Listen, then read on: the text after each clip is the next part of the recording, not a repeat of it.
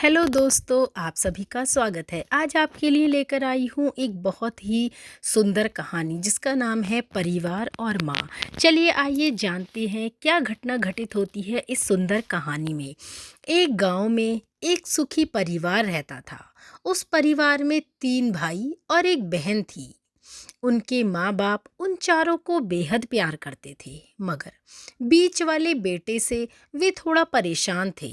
बड़ा बेटा पढ़ लिख कर डॉक्टर बन गया था और छोटा बेटा पढ़ लिख कर इंजीनियर बन गया था, मगर बीच वाला बेटा बिल्कुल गंवार और आवारा किस्म का था। कुछ समय बाद उनके दोनों बेटे डॉक्टर और इंजीनियर ने शादी कर ली और महीनों के बाद ही इनकी बेटी का भी एक अच्छे घराने में विवाह हो गया। मगर बीच वाला बेटा अभी भी कुंवारा ही था। वह अनपढ़ था और कहीं पर मजदूरी का छोटा सा काम करता था। उसको शादी के लिए कोई भी लड़की नहीं मिल रही थी। उसके माँ बाप उससे बहुत ही परेशान हो चुके थे।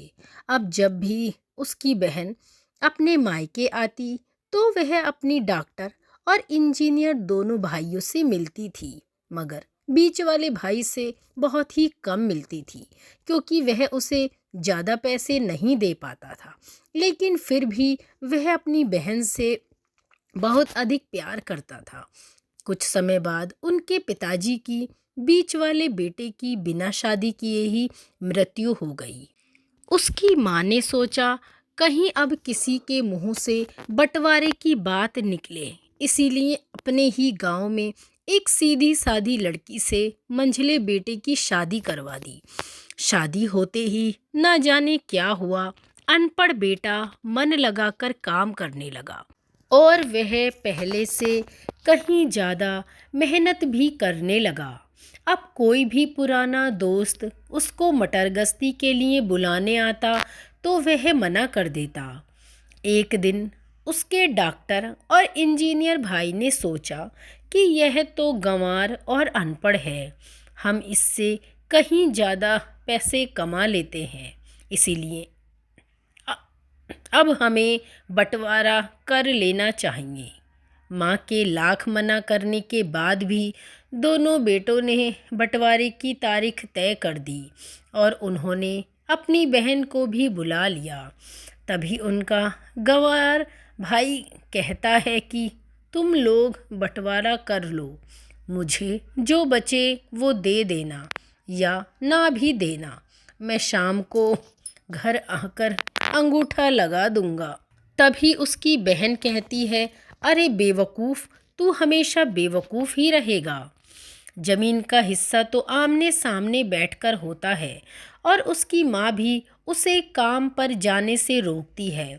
उसी वक्त वकील भी वहाँ आ जाता है और कहता है कि आपका सारा हिस्सा मिलाकर 10 बीघा ज़मीन और एक मकान है।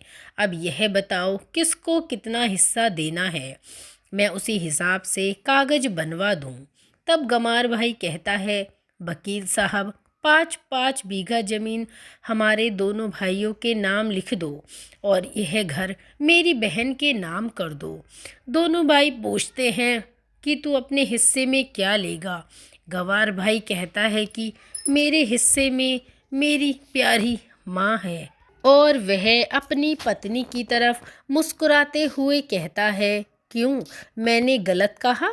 उस गंवार और अनपढ़ की पत्नी अपनी सास से लिपटकर कहती है, माँ से बड़ी वसीयत क्या होगी मेरे लिए। उसी वक्त उसका गंवार पति भी अपनी माँ से लिपट जाता है।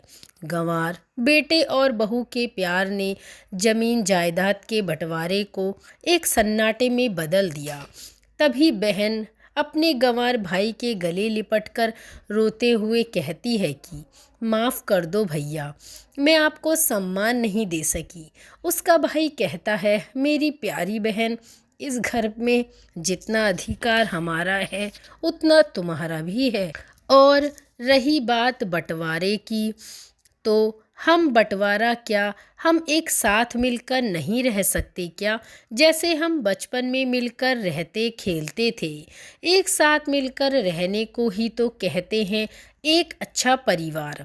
और उसके परिवार को संभालती है एक माँ। तभी उसके दोनों भाई भी बहुत शर्मिंदा होते हैं और वह बंटवारे के सभी कागज फाड़कर फेंक देते हैं। और उस दिन के बाद उनका पूरा परिवार खुशी खुशी एक साथ रहने लगता है।